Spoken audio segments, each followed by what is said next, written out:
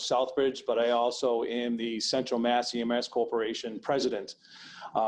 Thank you for coming here this evening. Obviously, with the COVID-19 pandemic that has happened over the last several months, we've all been restricted on entry to buildings and wearing masks at all times. So everybody that is here tonight, we do have everybody socially distant and also wearing masks at all times, unless they're here at the podium.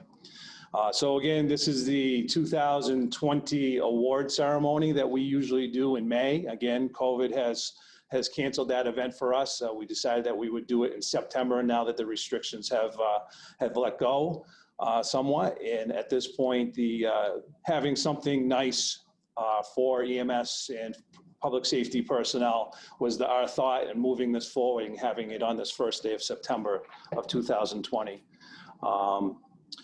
At this point, we also have a couple of our board members here tonight. I'll make some quick introductions. Colby Fisk, who is a West Boylston firefighter, I believe lieutenant on the fire department in West Boylston. He also serves as the vice president of the organization. Tim Kelly, he's the chair of the training committee here at Central Mass EMS. He's a board member. He's also the fire chief at the Devon Fire Department. Dr. Broch, who has been newly elected as our Region 2 medical director.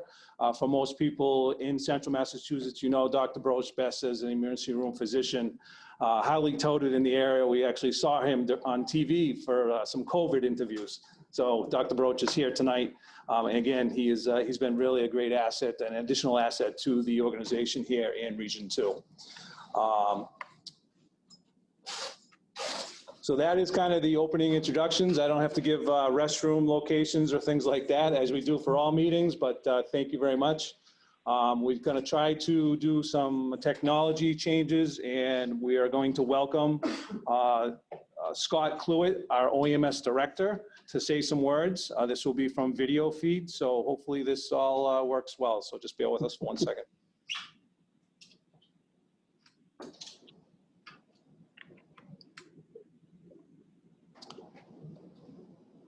Thanks, Paul. This is Scott. Can you hear me? Yes, we can. Wonderful. Good to go? Yes. Wonderful. Thank you, Paul. Thanks for the introduction.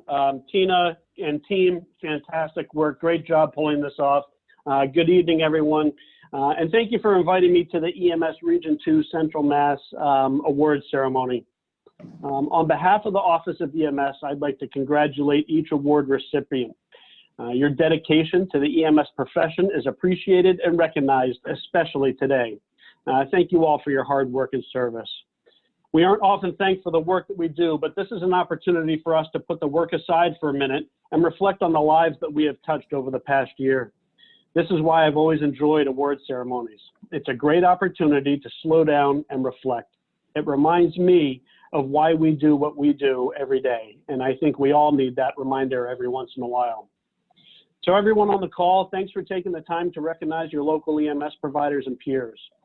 This has been an unprecedented year, and today is a great opportunity to pause and say thanks to each of you who continue to put the uniform on every day, despite the challenges that we face.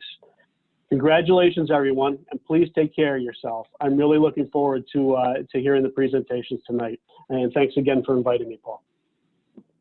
Great, thank you, Scott.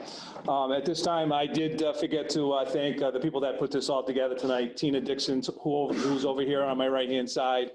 Nick Daedal, who's behind the screen of Oz behind me, and where Deb is around here somewhere, floating around, obviously making people socially distant. So thank you, everybody, for putting this together. And I know I've left out a few. Some of the operators are here working on things, but again, thank you in putting this all together. This is definitely, like Scott Cluett said, this unprecedented times, and hopefully next May we'll be able to do the meeting as a large group. But again, thank you very much, everybody. A quick message from the medical director, Dr. John Broch.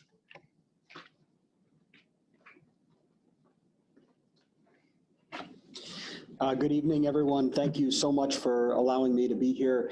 Thank you, Tina, and the whole team here at Central Mass EMS, Chief Normandin, the leadership here, as well as everybody who helped put this event together. It's really an awesome opportunity, and thanks to Scott for those words.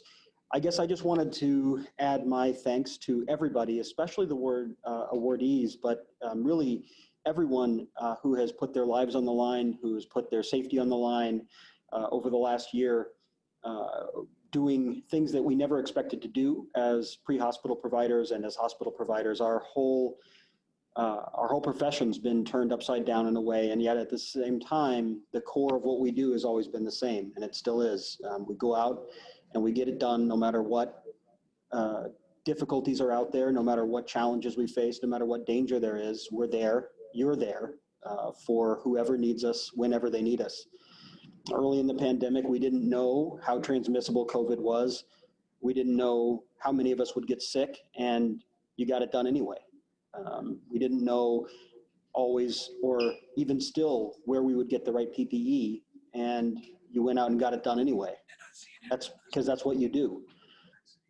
I don't know that any amount of appreciation is ever going to be enough for what the people who are represented by this organization do, the risks they take, and the commitment that they have. But for whatever it's worth, and to the extent that I can, I just want to add my thank yous to those already mentioned, as well as those to come. It's been a genuine honor to be a part of this organization and to work with you over the last 6 to 8 months, but also over my career here in Central Mass as an ER doc, receiving your patients and recognizing the great care that you've taken of people before they get to our doorsteps. You keep us safe too in the hospital.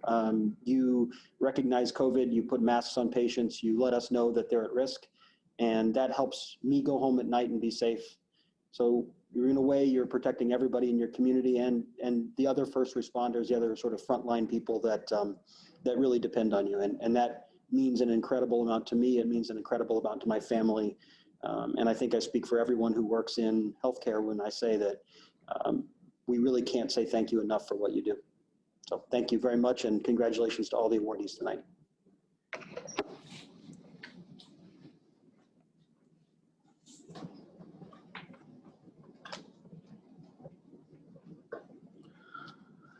So thank you, Dr. Broach, for your kind words. Obviously, we're all in this together, and we're going to continue to keep moving forward. I'm looking forward to doing a nice injection site car drive-through program as we get a vaccine, and I'm sure Scott Cluett will be glad to hear that. Central Mass will be the full leader in getting this taken care of, and we're going to get some drive-through clinics, and we're going to vaccinate everybody. But thank you very much, Dr. Broach. At this time, we're going to have a special introduction, actually a speaker. At this time, Hayden Duggan, could you come up? Also, everybody, this Tina Dixson will be saying some kind words to Hayden while we're sitting up here at the podium. So, Tina, take over. Thank you, everyone. I'm glad everyone could be here, whether you're online or here in person. Before we get started with our guest speaker, I actually asked Hayden to be our guest speaker, and I'm hoping actually to get the full thing next year. But I also have one other thing I'd like to do before we go on to that. This year, with COVID causing us to actually postpone our annual meeting where we do our elections until next year, we've had to have everybody make extensions on their officer slate. So if Paul hasn't left the building, okay. He has put in more work this year than in the last couple of years with our budget changes and fighting for funding, as well as the extensions on all the officer slate. So he's been president longer than he's wanted to. We decided it's not time to give him the gavel. He's not passing it off yet, but we did give him a small token to say we are thankful for all the extra work you've been doing. And I know you have a lot of sarcastic desk mounts, but we got you a nice one instead. So we want to thank you very much. Thank you very much. Awesome, thank you. So I would like to introduce our speaker. Like I said, the original plan was to have, an hour presentation that would be meaningful for our recipients as well as all the people in the EMS. But we're still going to have a few short words from Hayden Duggan. Though his doctorate is in clinical psychology, he's more likely to identify himself as an EMT, since that's where his heart has been in the field with the other providers. He's been an EMT for over 35 years, serving in career, call, and full-time positions, and is someone who many first responders in Massachusetts, as well as surrounding states, know very well, and he is highly respected. As a psychologist, he specializes in trauma and addiction services that focus on public safety professionals and military personnel. He's dedicated much of his life to serving those who serve others and helping them through times of emotional and psychological suffering. As a product of his dedication to first responders and military personnel, he was a co-founder of the On-Site Academy in the 1990s. This well-known organization excuse me, I'm getting tongue-tied here. This organization is well known throughout New England and the US for its exceptional work in dealing with trauma faced by first responders and military members. He works tirelessly to make sure that everyone he encounters, whether on an EMS call or at on-site, gets the best care possible. Not one to allow himself any spare time. You'll also find him as adjunct faculty at Anna Maria College or teaching at the Mass Fire Academy. As busy as he is, he always makes time for someone in need. In addition to his individual, this individual advocates at the state level for the betterment of public safety professionals. He's helped guide several different agencies to form peer support teams and his voice in the legislature to maintain funding for essential services. I've worked with Hayden myself many years, and when you hear him say, "You matter, you count," he truly means it. He exemplifies what it means to put others before self.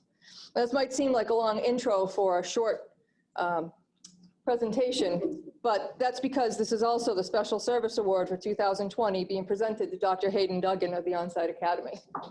Thank you. Wow. Thank you very much.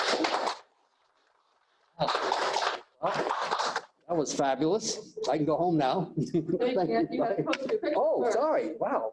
Okay, I get that. Pick it up. Suitable for framing, and it is framed. It's beautiful.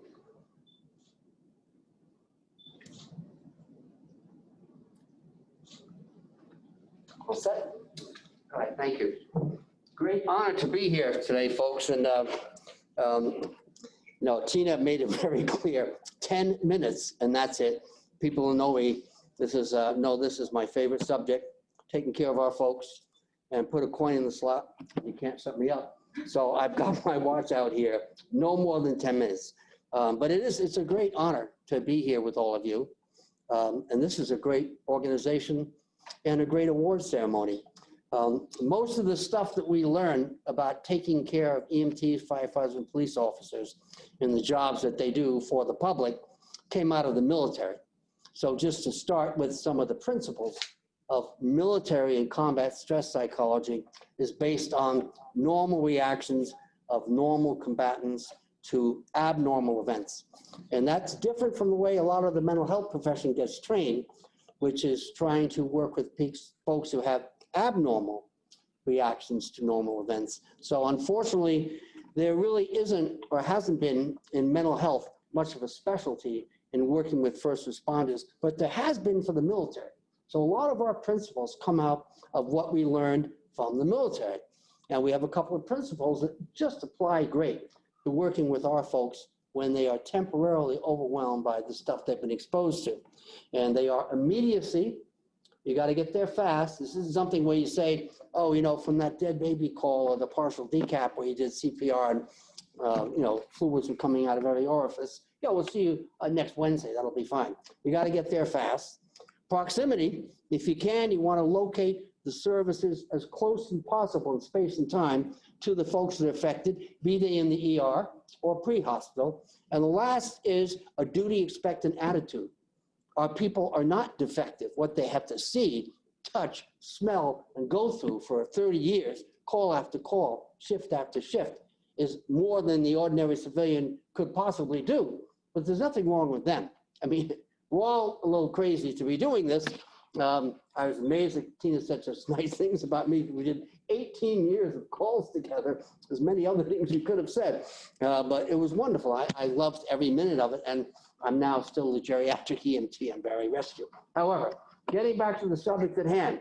So who's going to deliver this when our folks are a little bit out of service?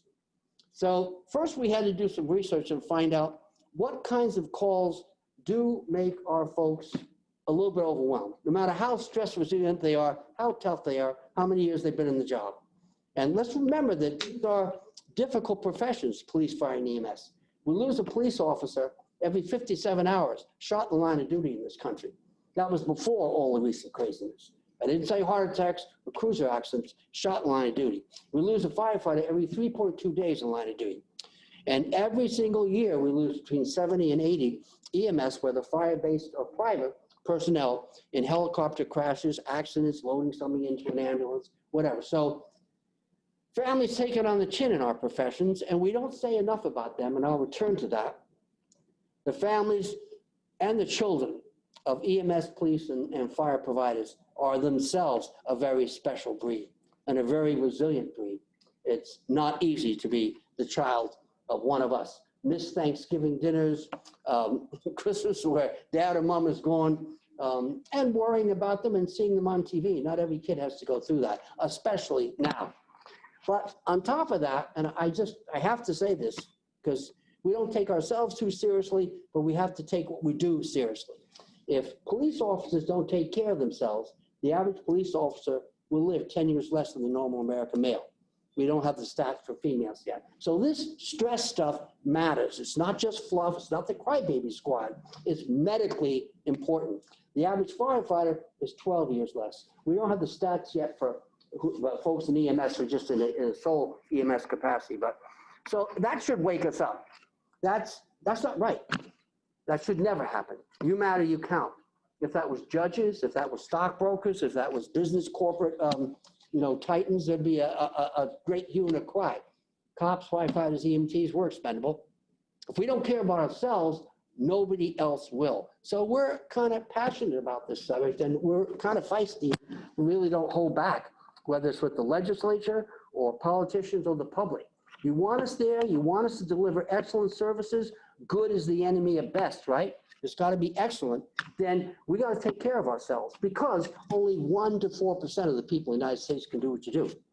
So if you line up 100 people out there, only 1 to 4 could do. A lot of people want the patch. They'd love the uniform. They'd like the clock. They'd like the badge. But you put them out there, they're not going to last a week.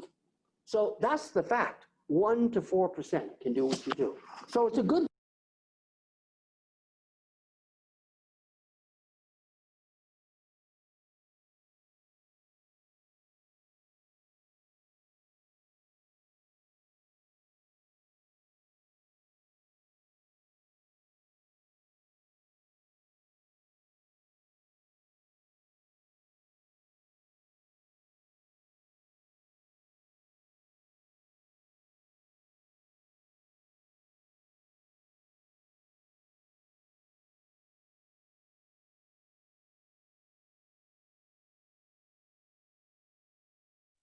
death or injury.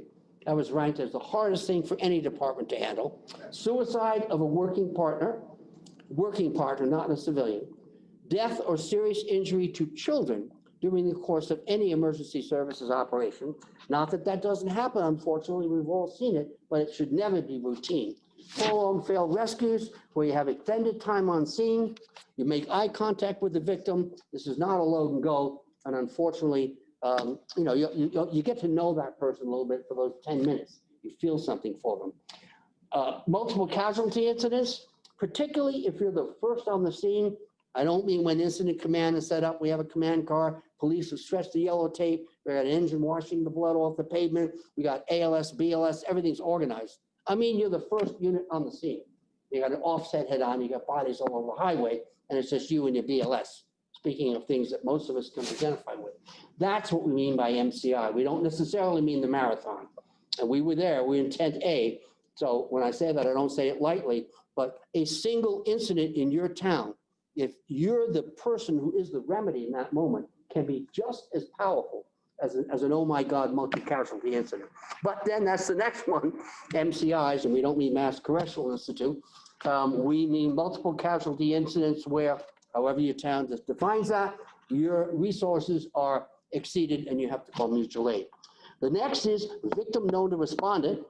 In the big cities, that's 6 that you rank this. That's most likely to be a brother or sister EMS person or fire person or cruiser accident. You want to see protocols go out the window and people screaming on the radio, push H&H, and protocols going flying. It's when one of our own is down. Not that we don't care about the public.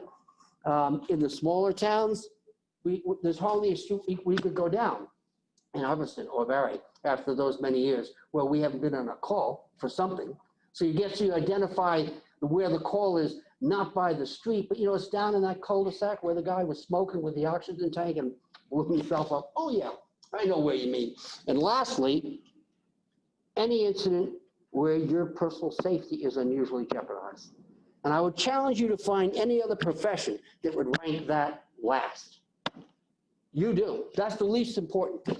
See, that's why we need to take care of our folks. Because what you share with the military is achieve the goal, not the glory. You're mission driven.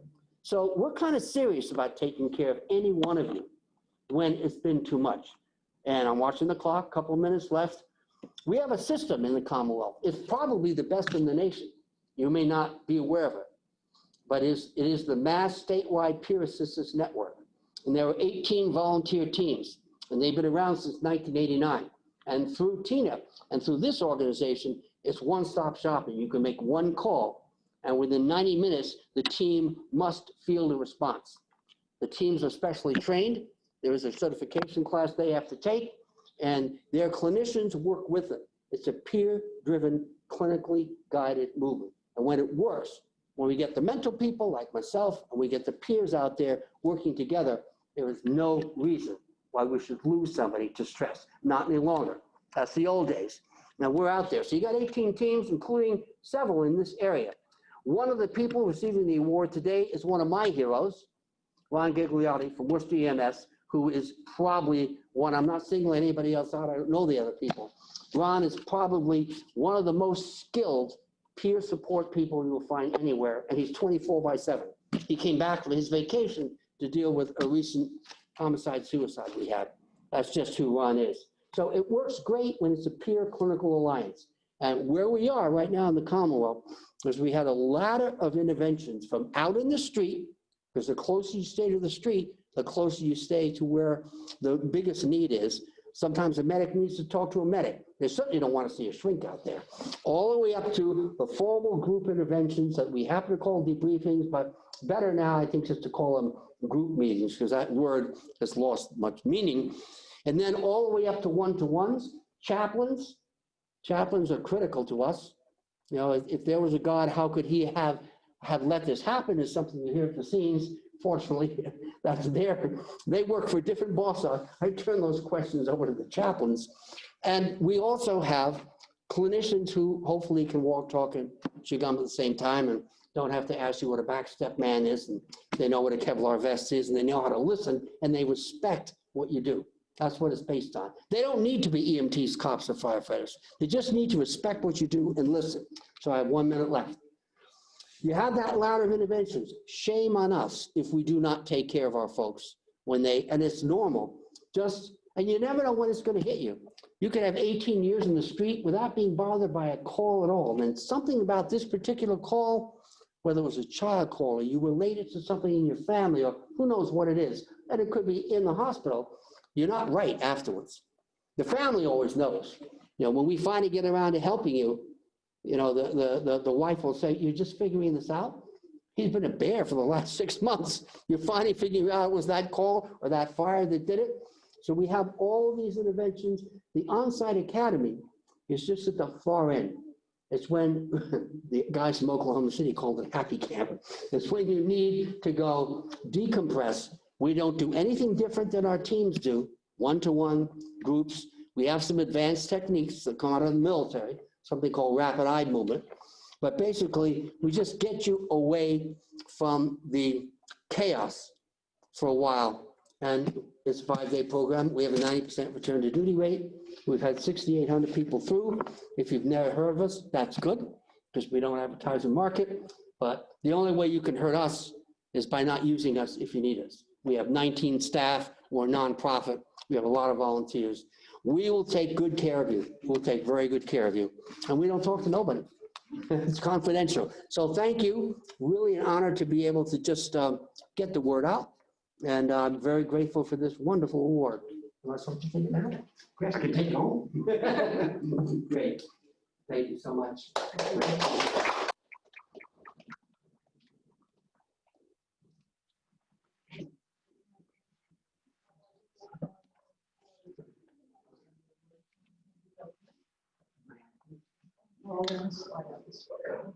So as we take a few seconds here to line up the next group of awards, Citizen Bystander Group will be next.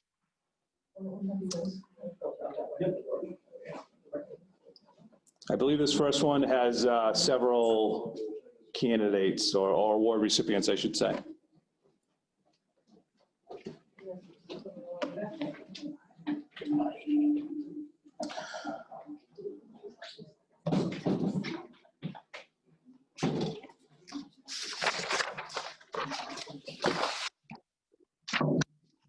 So as we're trying to do social distancing with this event here today, the camera will pan back. Actually, the Zoom camera will not pan back, but we have about almost a dozen people here for the awards of Citizen Bystander. Obviously, our nominating committee vetted through many applications in all of these categories. The nomination committee also spent many hours making sure that these awards were doled out. And we were ready to go in May, but as I've said before, the COVID-19 has made those changes. So here we are again tonight. So Citizen Bystander. On August 26, 2019, the Shirley Fire Department was called to the Bemis Associates in Shirley, Mass. for a patient in cardiac arrest. While Shirley Fire EMS arrived, they witnessed 4 of the patient's co-workers performing CPR. These gentlemen were working hard as a team to provide their friend with what one responding EMT called the best CPR I have ever personally witnessed by a bystander in my 20 years. They clearly communicated with each other and performed their tasks without hesitation. Even after EMS arrived, these 4 gentlemen continued to provide CPR until EMS was able to set up the Lucas CPR machine. The patient had a return of spontaneous circulation, better known as ROSC by EMS, before the ambulance was en route to the hospital. Due to the hard work and fast thinking of these gentlemen being honored here today, this individual would not only survive his heart attack, but has also been able to return to work in full capacity. The Citizens Bystander Award for 2020 is presented to Gary Clark, Matthew Sorrentino, Richard Christian, and Joseph Sawyer.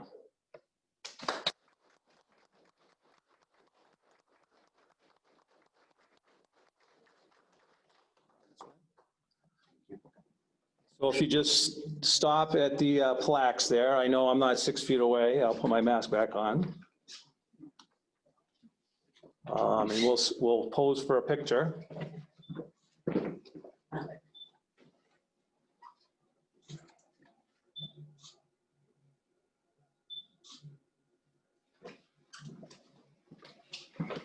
Great, thank you very much, everybody, and congratulations on your award. Obviously, there's some family here. Again, we've actually, thank you very much for allowing your family members to be part of learning how to do CPR, and I hope that you all learn CPR at the same time. This is a very valuable tool for everybody out in the world to learn. So thank you very much, and again, congratulations. So grab your stuff and go right out the left-hand door. Right to the left, this way. Thank you. You're welcome. Thank you. Thank you. Thank you, guys. Good job, Shirley Fire.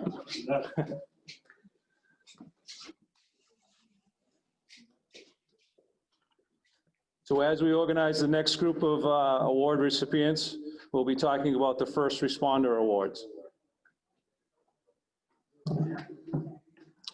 There are 2 members that are receiving awards today for First Responder of the Year. On November 12, 2019, 2 police officers from Leominster Police Department responded to a call of an individual who had possibly attempted suicide.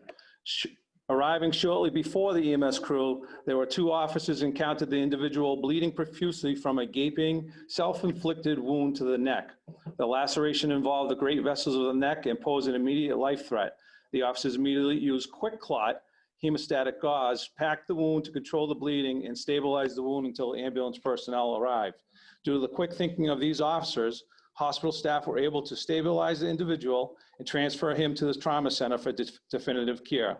When these officers were acknowledged for their heroic actions, they were both quick to point to their partner and the other public safety professionals on scene for credit, a testament of the humility of the professionalism that they have. So again, this year, the First Responder Award for 2020 is presented to Officers Vasquez and Crawford of the Leominster Police Department.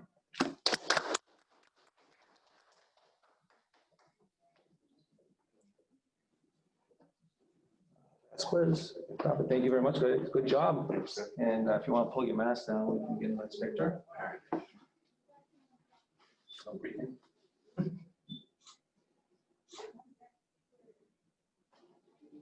Thank you. Have your awards and go right up the left-hand door there. Thanks. And family, again, thank you for support of your family members in public safety. It's important that we all work together as a team. So thank you.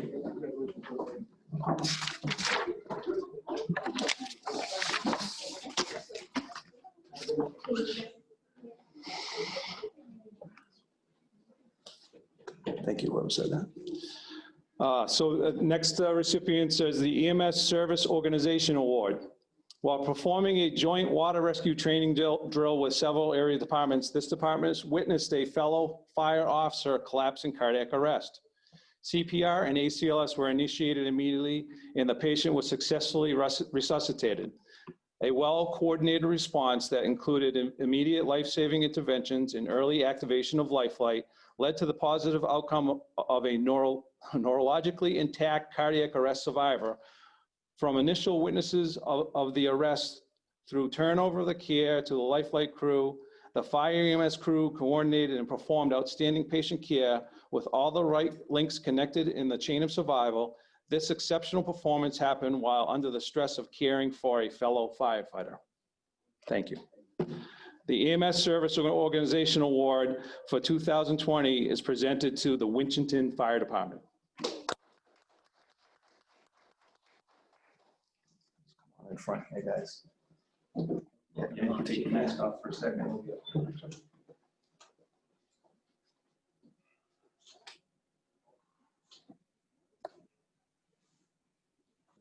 Very much, guys. Appreciate it. Go right up the left-hand door there.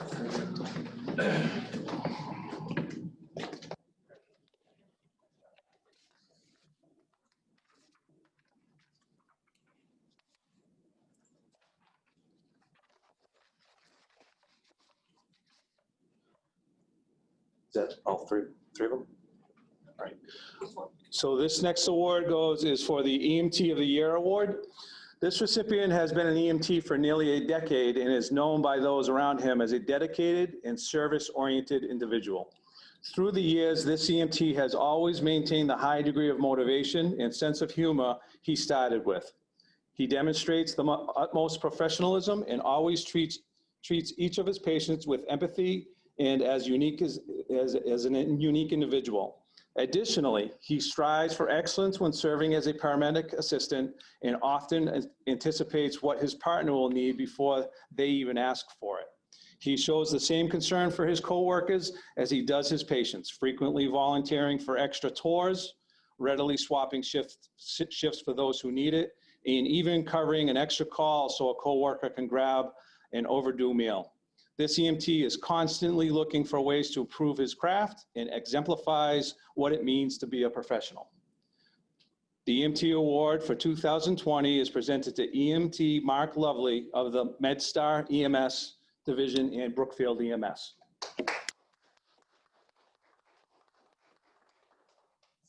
Yeah. Excellent. Thank you, Chief.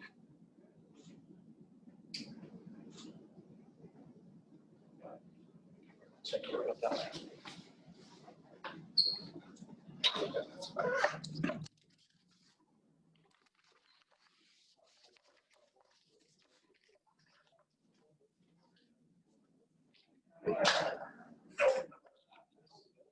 So before I read the recipient for Paramedic of the Year, I myself personally have worked alongside with this recipient. I can tell what Hayden Duggan has said is to be true. Ron has always been selfless, always think of not himself, but of all of his peers. That's just coming from me to Ron. Congratulations on this award. So this will be the Paramedic of the Year. This EMS lieutenant and paramedic is an excellent clinician, a true professional that knows his craft and remains a lifelong learner. He stays current with emerging science, new technologies, and treatments to give his patients the best care possible. He always does what's right for the patient, including medical care, social service interventions, and more times than not, a provider that is willing to truly listen. He is an educator at heart, working with new paramedics and students as a field training officer to make sure they know how the medicine and the best practices for care goes. He challenges his trainees and students in such a way that they don't want to come back. Kidding, it doesn't say that.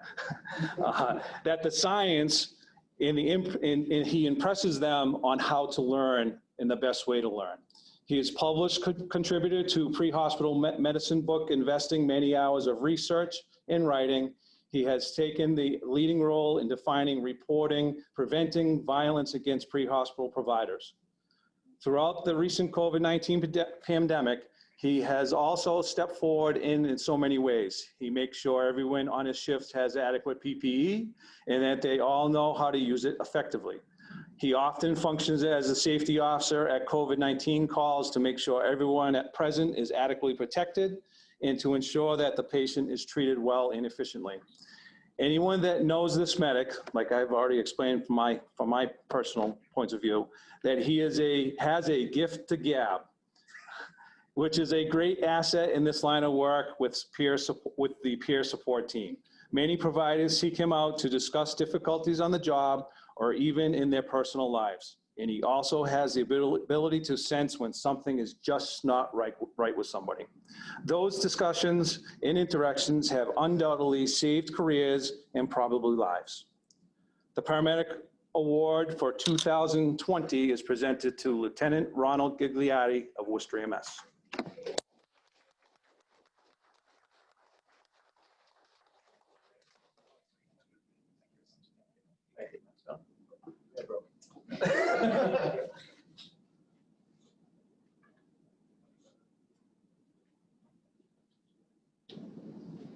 Oh, they call it? Yeah. I get the Nope.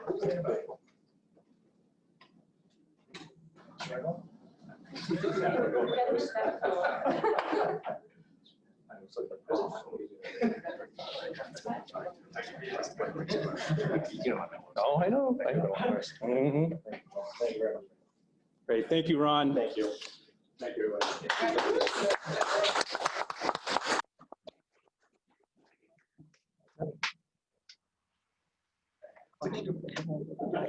Oh, is that what was happening? All right, more reading. We're getting to the end here. Thank you, everybody. Obviously, we have a bunch of refreshments outside, so please, if you need to leave, take right off. But I'd really like to talk to you guys, the recipients, if you're sticking around when we're done today. So thank you. Other board of directors and Central Mass staff are here also that would probably like to talk with you. The next award is the EMS Physician Award. This doctor has had strong passion to continually improve outcomes for cardiac arrest victims in Massachusetts and beyond.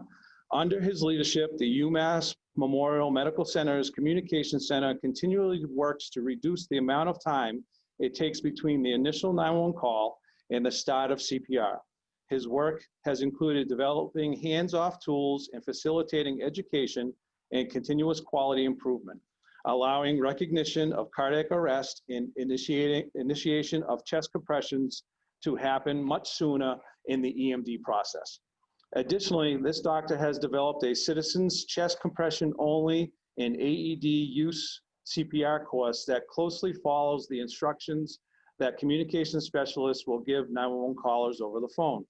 He can frequently be found teaching this course at faith-based organizations, community gatherings, or to anyone who will stop and listen.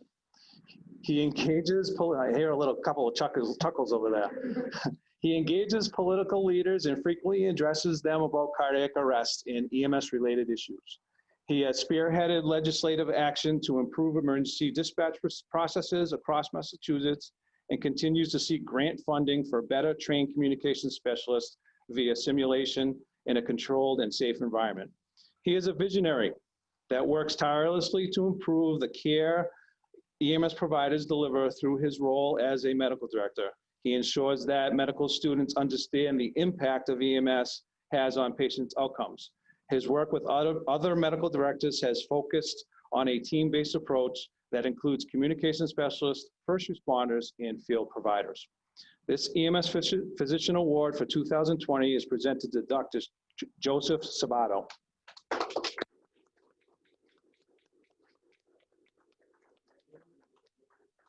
Yeah. Appreciate you, everything you've done. Pictures. I just want to say one thing. It's a team effort. So, you know, I just am a lot of team, but it's really a team effort. Everybody make a difference in this. I appreciate it. Thank you very much. Thank you. Thank you.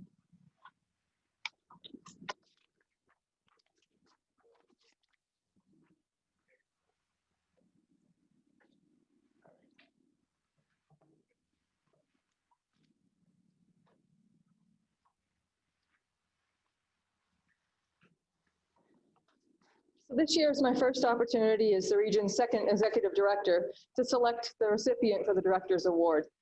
Presentation of this award, and it's not given every year in the past, but it's an honor for me, and it has been reserved for the EMS providers that exemplify selfless professional service to others, serve as leaders and role models in their respective service and community.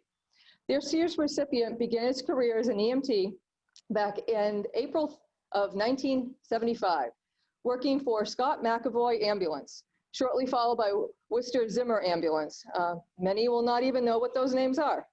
The EMT accepted a position as Worcester City Hospital Ambulance in 1977, otherwise known as Worcester EMS, and as would be the moniker even throughout the numerous transitions from city to state and now to UMass Memorial EMS. Earning his paramedic certification in 1981, he responded to the thousands of calls for service and rose through the ranks, even having the opportunity to assist in overseeing presidential and other various dignitary visits to the city of Worcester during his tenure, and serving as a tactical paramedic in the Central Massachusetts Law Enforcement Council SWAT team. In addition to his service at Worcester EMS, this Service Director Award recipient served our nation as a member of the National Disaster Medical Systems Team, MA2 DMAT. He responded with his team to numerous large-scale disasters, most notably Hurricane Andrew and Ground Zero in New York City, in the hours immediately following the attacks of 9/11. He also served regionally, participating in various committees and groups, including the Region 2 MCI and disaster committees. Picture is worth 1,000 words, though, so we will now have a short video presentation.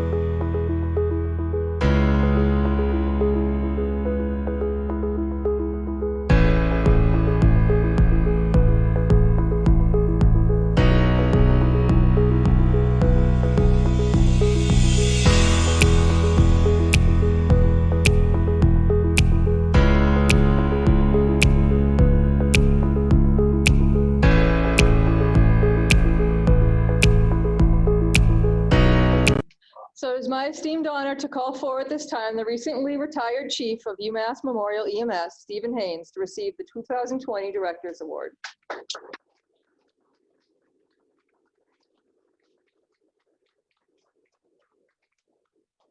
Tough to get him here. He doesn't like the spotlight. Thank you very much.